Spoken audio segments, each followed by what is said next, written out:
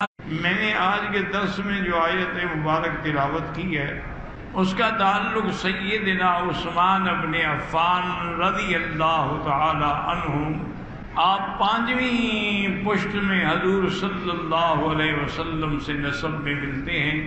آپ کے والد کا نام عفان اور والدہ کا نام عروہ تھا۔ حضور صلی اللہ علیہ وسلم کا جب اعلان نبوت ہوا تو حضرت عثمان اپنے تجارتی معاملات میں ملک سے باہر تھے۔ وہ فرماتی ہیں کہ میں نے خواب دیکھا کہ خواب میں مجھے یہ آدمی کوئی کہتا ہے کہ یا عثمان جاء النبی بالبرہان، کہ اے عثمان اللہ کے نبی آ گئے ہیں دلائل و برہان کے ساتھ۔ وہ کہتے ہیں میں حیران ہوا کہ اس خواب کا کیا مطلب۔ میں جب واپس آیا مکہ مکرمہ میں، سیدنا ابی بکر صدیق رضی اللہ تعالی عنہ سے میری ملاقات ہوئی۔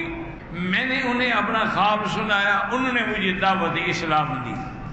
آپ فرماتے ہیں کہ ابھی ہم باتیں کر رہے تھے کہ حضور صلی اللہ علیہ وسلم تشریف لے آئے۔ انہوں نے بھی مجھے دعوت اسلام دی۔ میں نے فوراً اسلام قبول کیا اور حضور کے ہاتھوں پہ بیعت کر کے کلمہ پڑھ لیا، اور اللہ تعالیٰ نے مجھے سابقون الاولون میں داخل ہونے کا موقع عطا فرمایا۔ جیسے کہ مکے والے کفار مشرکین صحابہ پہ ظلم کرتے تھے، اسی طرح حضرت عثمان پر بھی بڑے ظلم ہوئے۔ آپ کے چچا تھے حکم ابن العاص، وہ آپ کو کبھی دھوپ میں پھینک دیتے، کبھی آپ کو چٹائی میں لپیٹ کے دھواں دیتے تھے، آپ کا سانس بند ہو جاتا۔ لیکن حضرت عثمان رضی اللہ تعالیٰ عنہ دین پہ ثابت قدم رہے۔ حضور صلی اللہ علیہ وسلم کی دو بیٹیوں کو عتیبہ نے طلاق دے دی تھی، رقیہ اور ام کلثوم کو۔ اس کی وجہ سے بھی حضور بہت پریشان تھے، تو آپ نے مشورہ کیا اور اس کے بعد اپنی بیٹی بی بی رقیہ کا نکاح جو ہے وہ حضرت عثمان سے کر دیا رضی اللہ تعالی عنہم۔ سیدنا عثمان رضی اللہ تعالی عنہ اس مشکل دور میں گزر رہے تھے کہ حضور نے حکم فرمایا کہ حبشے کی طرف ہجرت کر لو۔ وہاں کا بادشاہ کافر تو ہے لیکن عادل ہے، منصف مزاج ہے، کسی پہ ناجائز ظلم نہیں کرتا۔ تو 12 آدمیوں نے خفیہ طریقے سے ہجرت کا ارادہ کیا، جن میں حضرت عثمان اپنی بیوی کے ساتھ شریک تھے، اور حضور نے فرمایا کہ آج جیسے حضرت ابراہیم علیہ السلام نے اپنی بیوی کے ساتھ ہجرت کی تھی، آج عثمان نے بھی اپنی بیوی کے ساتھ ہجرت کی۔ وہاں جانے کے بعد انتہائی امن اور سکون سے رہے، لیکن کچھ دنوں کے بعد ان کو خبر ملی کہ مکے والے سب مسلمان ہو گئے اور اب مکے میں امن ہے، تو وہ واپس لوٹ آئے۔ آگے آئے دیکھا تو پہلے سے بھی زیادہ ظلم ہو رہا ہے، وہ خبر غلط تھی۔ پھر کچھ عرصہ رہنے کے بعد حضرت عثمان رضی اللہ تعالی عنہ اور دیگر صحابہ تقریباً 100 آدمی کا قافلہ خفیہ طریقے سے آہستہ آہستہ مکے سے نکل کے ہجرت کر کے حبشہ پہنچ گیا۔ ان میں بھی حضرت عثمان اپنی بیوی کے ساتھ رضی اللہ تعالی عنہ وارضاہ۔ پھر حضور صلی اللہ علیہ وسلم جب مدینہ منورہ میں تشریف لے آئے تو وہاں ایک کنواں تھا، اس کا نام تھا بئر روما۔ وہ ایک یہودی کا کنواں تھا اور اس کا پانی بہت میٹھا اور بہت اچھا اور ٹھنڈا پانی تھا، لیکن وہ بدبخت پینے کے لیے بھی پیسے لیتا تھا، ڈول بھر لو پیسے دے دو۔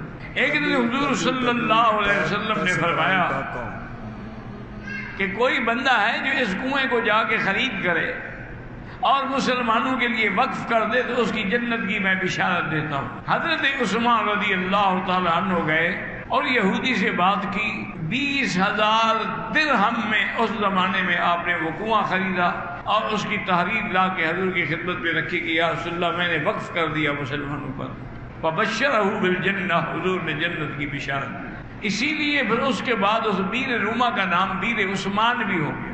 کچھ عرصے کے بعد مسجد میں تنگی ہوئی، توسیع کے لیے حضور نے فرمایا کہ کوئی آدمی اگر زمین کا کچھ ٹکڑا خرید کر کے مسجد نبوی کی توسیع کے لیے دے دے تو میں اس کی جنت کی بشارت دیتا ہوں۔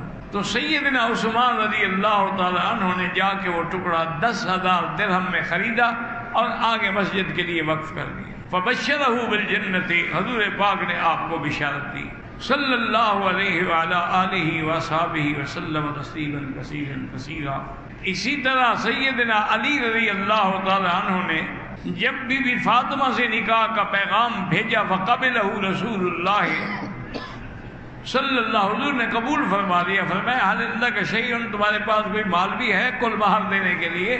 اس نے کہا حضور میرے پاس بس ایک گھوڑا ہے اور ایک زیرہ ہے، اور میں گھوڑا تو شکار کا اپنا جہاد کے لیے اپنے پاس رکھو، زیرہ بیچ دو اور اس کے جتنے پیسے آئیں وہ بی بی فاطمہ کو حق المہر میں دے دو۔ حضرت عثمان بھی حضرت علی کے پیچھے جا رہے ہیں، حضرت علی زیرہ بیچنے کا اعلان کر رہے ہیں۔ حضرت علی رضی اللہ تعالی عنہ سے حضرت عثمان نے پوچھا کہ تم کتنے میں بیچو گے؟ اس نے کہا 480 درہم میں۔ آپ نے کہا یہ 480 درہم لے لو، زیرے مجھے دے دو۔ حضرت علی بڑے خوش ہوئے، پیسے لے کے چلے تو حضرت عثمان نے پھر پیچھے سے ہاتھ رکھا اور کہا علی ٹھہرو، وہ تو میں نے آپ سے خریدی ہے چیز، لیکن اب یہ زیرہ جو ہے میری طرف سے شادی کا تحفہ لے لو۔ تو انہوں نے 480 درہم بھی دیے اور زیرہ بھی آپ کو ہدیے میں بھیج دی۔ تو یہ شرف بھی حضرت عثمان رضی اللہ تعالیٰ عنہ کو ملا کہ بی بی فاطمہ کے حق المہر کی ادائیگی حضرت عثمان نے کی رضی اللہ عنہ وارضہ۔ ایک دن حضرت عثمان رضی اللہ عنہ تشریف لائے سیدہ عائشہ صدیقہ رضی اللہ تعالیٰ عنہ کے دروازے پہ، اور حال احوال پوچھا کہ کیا حال ہے اہل بیت رسول اللہ کا۔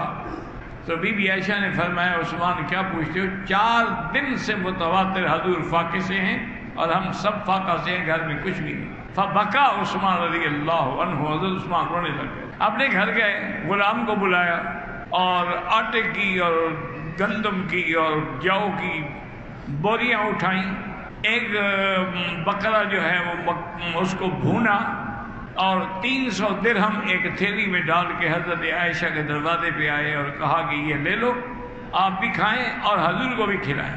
حضرت عثمان چلے گئے، حضور جب آئے دیکھا کہ خوشبو آ رہی ہے گوشت کی اور کھانے کی، فرمایا رسبتم من بعدی شیئا، کوئی چیز پہنچی آپ کو؟ انہوں نے کہا حضور یہ بھنی ہوئی بکری ہے۔ میں کس نے دیا؟ انہوں نے کہا یہ دانے بھی ہیں، آٹا بھی ہے، گندم بھی ہے، کھجور بھی ہے، یہ حضرت عثمان دے کر گئے اور 300 درہم بھی۔ بی بی عائشہ فرماتی ہیں کہ میں نے کھانا رکھا لیکن حضور نے کھانا نہیں کھایا، فوراً مسجد میں تشریف لے گئے۔ مسجد میں جانے کے بعد آپ نے 2 رکعت نماز پڑھی۔ 2 رکعت نماز پڑھنے کے بعد فرفع یدیہ، حضور نے ہاتھ اٹھائے دعا کے لیے، تو دعا میں ہاتھ اٹھانا بھی ثابت ہے۔ اور اس کے بعد دعا کی کہ اللہم انی رضیت عن عثمان فرض عنہ، یا اللہ میں عثمان سے راضی ہو گیا، آپ بھی راضی ہو جائیں۔ اس کے بعد گھر تشریف لائے اور کھانا تناول فرمایا۔ تو یہ خدمت کا موقع بھی حضرت عثمان کو ملا۔